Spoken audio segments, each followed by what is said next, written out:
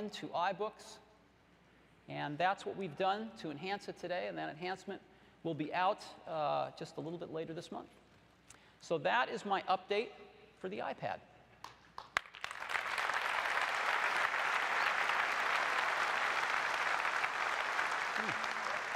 Next, I'd like to talk about the App Store, something near and dear to all of us. Now, before I get into the App Store, I want to make something really clear. We support two platforms at Apple. Two. The first one is HTML5.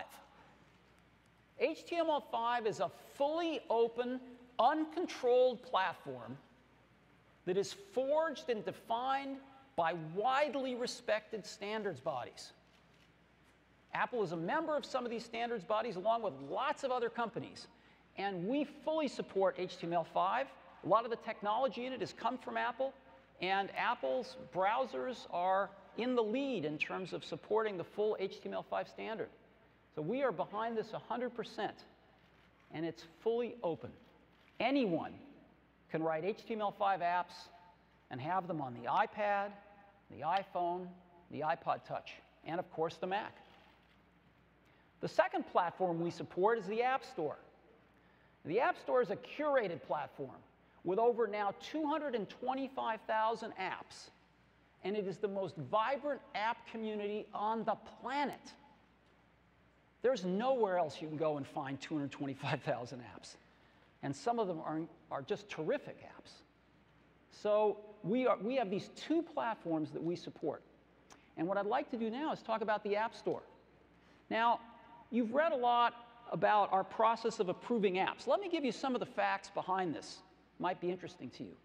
We get about 15,000 apps submitted every week. That's new apps, that's updates to apps, everything. About 15,000 a week.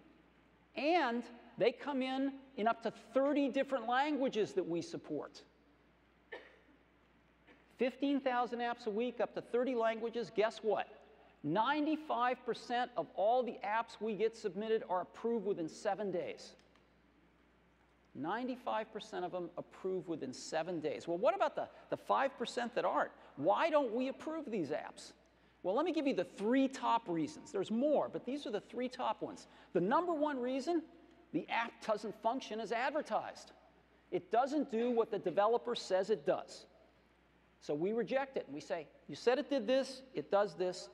Change your description or change your app, but it doesn't do what you told us it did. The second reason is use of private APIs. We're very clear on this. Developers can't use private APIs. Why not?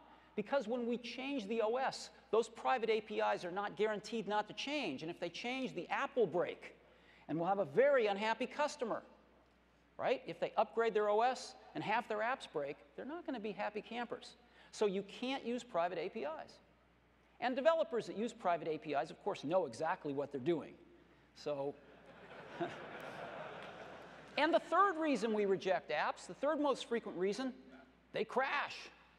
So I think if you were in our shoes, you would be rejecting these apps for the same 3 reasons. Even with all of this, 95% of these apps are approved within 7 days. So I just wanted to give you those facts. Sometimes when you read some of these articles, you think something different was going on. But 95% of these apps get approved within 7 days. Now, I'd like to highlight one of them for a moment, eBay. eBay came out with a great app on the iPhone last year. And eBay's CEO, John Donahoe, made this statement last week at the D conference. We launched the eBay application on the iPhone last year, 10 million downloads. It did $600 million of volume its first year. It's going to do $1.5 billion to $2 billion this year. Wow. Would we all be this successful? This is fantastic. Well, it's my pleasure now to show you 3 new apps that are going to be on the App Store soon. They're all in the entertainment category, and I'm sure they're all aspiring to this kind of success as well. The first one is Netflix.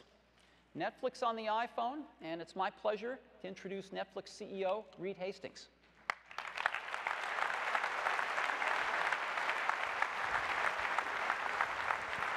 There he is. Thank you, Steve. Thank you, Reed. 2 months ago, we launched the Netflix application for the iPad, and it's been a tremendous success for us. It's now one of our fastest growing platforms. It's just incredible. The customer ratings in the App Store are some of the highest of any application. It's been one of the top 10 most downloaded applications in all of the App Store. And in particular, in the entertainment category, the Netflix app has been the #1 most downloaded application. There is, however, one feature request we've consistently gotten, and I'm happy to announce today Netflix application for the iPhone coming this summer for free. And for an early look at the application, my colleague, John Cincutti. Thank you, Reed. Now, starting this summer, you're going to get your full Netflix experience right on your iPhone. The same service you get on your HD TV, your laptop, and on your iPad. I'm going to show you how it's going to work. Now, you could start a film on your big screen TV and pick up right from where you left off on your iPhone whenever you like. You can resume your current movie from the top of our home screen. Now, as you can see, I also get personalized recommendations front and center. Netflix knows what I like based on my tastes and my viewing history. For example, Reed, you can see that I enjoy gritty crime movies. Now, John, we were going to try to keep it clean today. All right, well then, maybe it would be safer to show off the fact that you can access all of Netflix's movie and television genres, your complete instant queue, or you can search through Netflix's entire streaming library for movies and television shows you'd like to watch. John, now let's try to show the search off. There's a great little documentary I saw at Sundance, Art and Copy. It's kind of a counterpoint to Mad Men. I want you to look that up. All righty. Great, well, we've got it. A miracle. Shocking. Well, I'm going to add it to my instant queue, and I'm going to check it out tonight. Now, just like on the iPad, on the iPhone, Netflix is taking advantage of Apple's HTTP adaptive bitrate streaming technology to optimize our playback over Wi-Fi and over 3G as well. And in fact, Apple's technology allows us to seamlessly switch between networks, so you're going to get a great playback experience even when you're on the go. Thank you, John, and thank you to everyone. Netflix iPhone application this summer for free. Thank you. Thanks, Steve.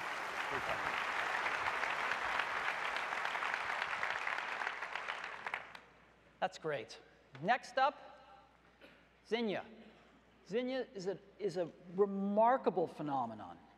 And, well, let me have them explain it to you. It's amazing. Mark Pincus, CEO of Zinnia. Zinnia.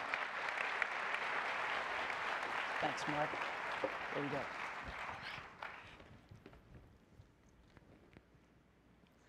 Well, thank you, Steve and Apple, for having us here today. We're really honored and excited. Today we'll be introducing farming for the iPhone.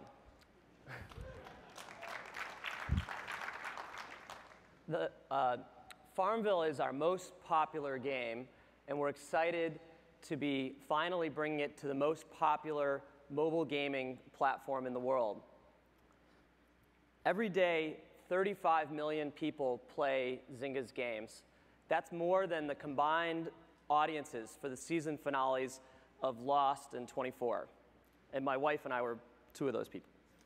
And she's here today, but I won't embarrass her any more than I have. In the year since we launched Farmville, it's grown to over 70 million monthly active users, and they're very active users. We're proud that they've raised over $2 million to help Haiti. But anyway, I'll turn it over to my colleague, Jen Herman, who's going to show you farming on the fly. Thanks, Mark. This is the same farm that I've spent many, many hours creating and perfecting on Facebook. Except now it's in the palm of my hand. I've got the same decorations, same friends, and more. Let's zoom in and have a look. Gonna go over and check out my pasture. I've got my San Francisco style groovy barn. And now, let's go into the marketplace. I can use in-app purchases to add cash and coins, which I can then use to go into the market and buy things like animals. Is that a snow leopard? It sure is, and it's only on the iPhone.